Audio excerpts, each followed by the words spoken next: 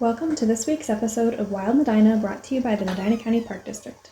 My name is Naturalist Natalie, and this week we will be sharing highlights from the first 3 Audubon Spring Bird Walks at River Styx Park. All Audubon Spring Bird Walks are being conducted in a survey format by only one staff member or volunteer for the 2020 season. Observations will be collected weekly through the 3rd weekend of May.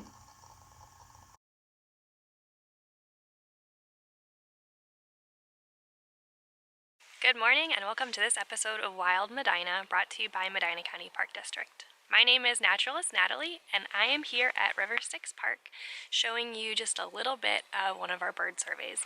These surveys are done with the Audubon Society. It's part of their Spring Bird Walk series, and the information is also then shared on eBird. So anybody can see what we've seen on our walk. So when I do my bird walks, I like to take my phone with me. It's good for the camera, it's good for notes, you can load field guides into it, so it's a handy little gadget to have. You can keep an eye on the weather too, which is important. I also like to carry a field notebook, but if you have your phone, you don't really need one. You can keep the note tab open and keep track of your birds there, or you can load the eBird app directly onto your phone. And you can't have a bird hike without binoculars, so I also carry my binoculars on me. So we are walking through the forest right now. I already did the field a while ago. It was very cold and very muddy, so I waited to show you the forest. So we will see what's going on out here in our forest today. So I'm going to bring you along with me as I'm walking through the forest here, so you can listen to the sounds of the birds calling and take a look around also. There's a tufted titmouse behind us going Peter, Peter, Pete. There's a cardinal going birdie, birdie, birdie. And there's some woodpeckers. Do you hear any sounds that are familiar? Or any of these things that you might hear in your own backyard? If so, you can even do bird surveys in your own backyard using eBird. So you have to check out that eBird tutorial so you can learn more. The white-breasted nuthatch gets its name from its habit of sticking seeds into bark and then hammering away at them with their bill to break the shell. This time of year, though, don't be surprised to see them scooting around in search of insects. Yellow-bellied sapsuckers are migratory woodpeckers. Most of the year, you are more likely to see the remnant sapwells left behind in neat little rows on trees that they have visited than you are to see the birds themselves. During migration, though, a careful eye might just catch a glimpse of this beautiful and elusive woodpecker.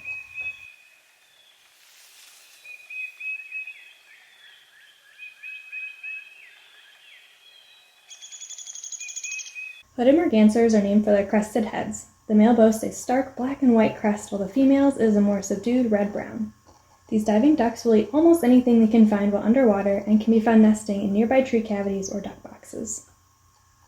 Wood ducks are birds that I always seem to flush or spook before I even know they're there.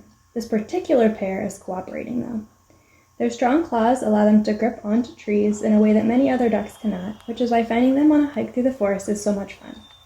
Not only will they perch on trees, but they will nest in them too. With any luck, these ducks may stick around and nest here too.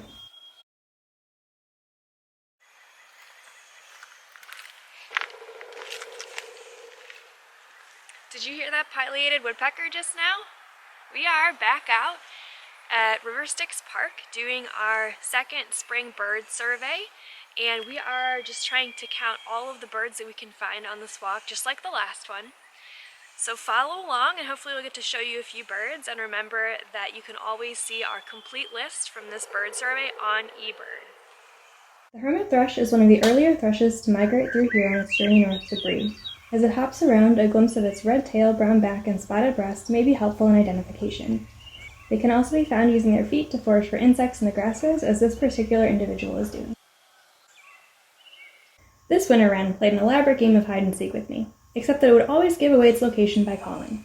While this isn't the best view, this nondescript little wren sat and sang the most beautiful bubbling song before finally flying off. There's just something about the vibrant blue of a male eastern bluebird out in the sun. This particular individual was not far from the nest box in the field. With any luck, he may find a mate and decide to nest here. This brief glimpse of a white-throated sparrow is the epitome of birding. It stopped just long enough for me to see its back before flying off. If you could see it, it bears a white throat. If it doesn't cooperate like this particular bird, then listen for its call. To me, it sounds like he's saying, "Old Sam Peabody." There are perhaps few resident birds more iconic than the male northern cardinal, which bears a beautiful shade of red and a distinct crest.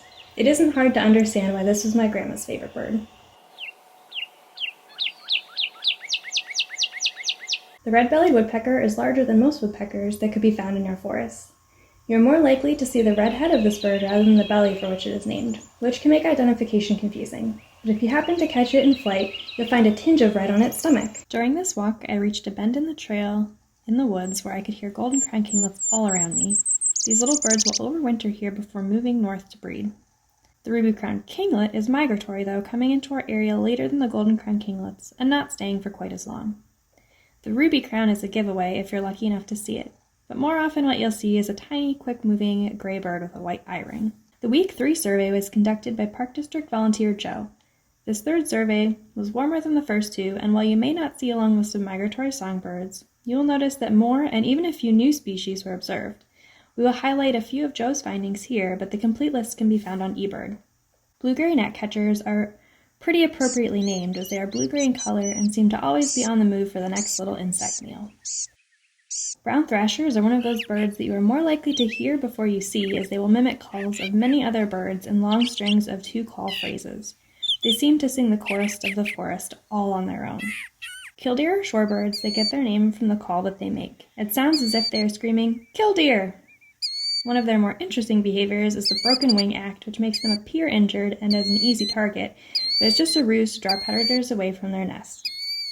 If you'd like to see the complete list of birds seen during each survey, our checklist can be found on our Medina Parks account on ebird.org. Links to the first 3 checklists will be included in this post. Stay safe and happy birding!